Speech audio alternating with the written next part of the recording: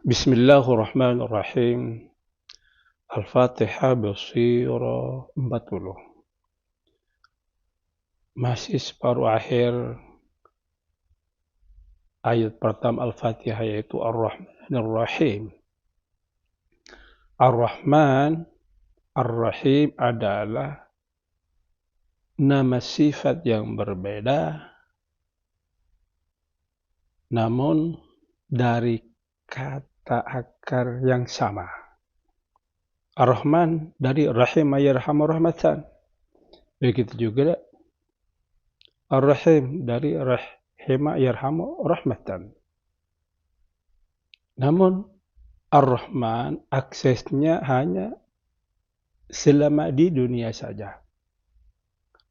Tapi Ar-Rahim aksesnya adalah untuk di akhirat saja, dan itu pun hanya untuk orang-orang yang mukmin. Kalau Ar-Rahman umum, bisa yang kafir, bisa yang maksiat, bisa yang taat, dan bisa untuk segala macam benda di alam semesta ini. Itu ada mendapatkan rahmat dari Allah Subhanahu wa taala. Dan Ar-Rahman ini hanya bisa dipergunakan oleh Allah Subhanahu wa taala. Beda dengan nama sifat yang lain.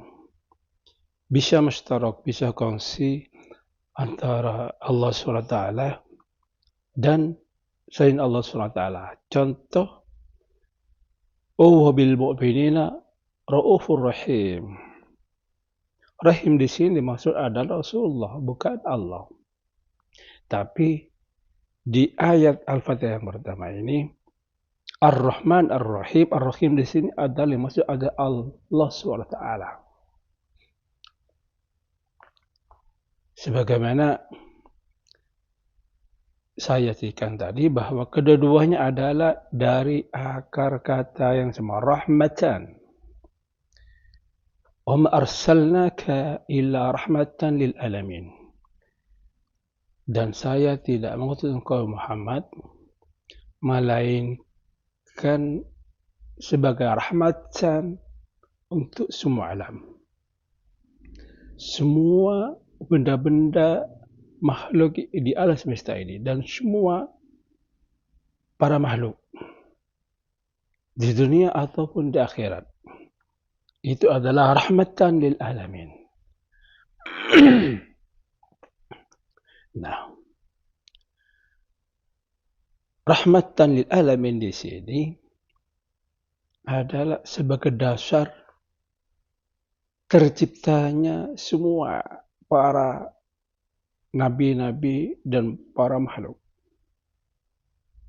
Tapi kalau Nabi Muhammad sendiri itu adalah rahmatan itu sendiri. Kenapa? Karena saya bilang tadi bahwa selain nama Ar-Rahman itu bisa kongsi. Coba contoh Nur. Nur ini adalah bisa Nur Allah. Makanya disebut Nur Ilahi. Dan bisa Nur Muhammad. Nur Muhammad inilah yang menjadi cikal bakal alam semesta termasuk para nabi. Jadi nabi selain Nabi Muhammad yang kata lain termasuk Nabi Adam itu diciptakan dari rahmatnya Rasulullah SAW. Dari rahmatnya Rasulullah SAW. Jadi Rasulullah itu sendiri adalah pusatnya rahmat.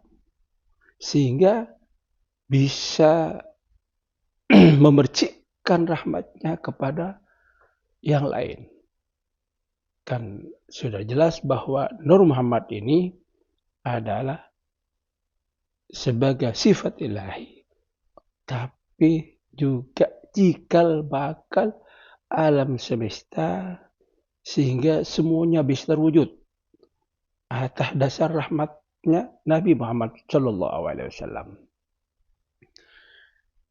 Nabi Muhammad Sallallahu Alaihi Wasallam ini sudah mewataki rahmat ini sendiri. Allah wujudkan perangai rahmat ini pada diri Nabi Muhammad SAW sehingga bisa mewujudkan alam yang lain, bisa mewujudkan sebagai rahmatan lewat af'alnya, lewat akwalnya, lewat perbuatannya, lewat perkataannya, dan lewat dakwah-dakwahnya. Sehingga tindak tanduk Nabi Muhammad SAW ini semuanya penuh rahmat. Bahkan kepada orang kafir sekalipun. Sehingga orang kafir di zaman Nabi Muhammad ini tidak diadab secara adab pamungkas seperti bangsa-bangsa yang lain, umat-umat Nabi yang lain ketika bermaksiat langsung diadab pamungkas. Tapi umat Rasulullah SAW, alhamdulillah, masih ditunda adab mereka itu sampai akhir kiamat. Sampai ke akhirat nanti. Bukan di dunia. Walaupun mereka itu maksiat sebesar apapun,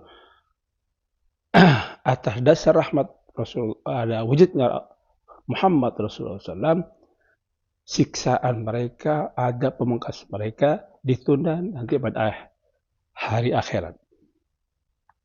Nah, jadi Nabi Muhammad SAW ini diutus bukan hanya sekedar penyebar risalah,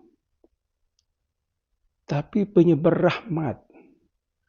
Bukan hanya sekedar diutus untuk berdakwah saja, tapi Nabi Muhammad ini Allah SAW.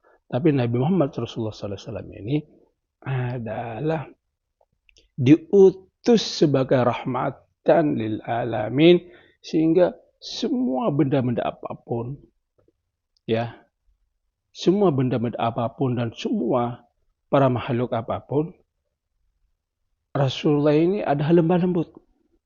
Saking lemah lembutnya, gimana? Kita lihat itu kurma, pohon kurma, pelepah kurma yang pernah menjadi mimbarnya Rasulullah SAW itu menangis ketika sudah nggak dipakai lagi. Hanna jad'un nakhlati ilaih, menangis dan meronta, dan Rasulullah itu dengar. Ini bentuk rahmatan Rasulullah SAW bagi benda-benda padat, apalagi bagi benda-benda yang bernyawa seperti orang kafir sekalipun. Nah, itulah Nabi Muhammad adalah rahimun rahmatan, rahimah yarhamu rahmatan, sebagai rahmat yang merahmati wujudnya alam semesta dan yang merahmati keberadaan alam semesta ini. Semoga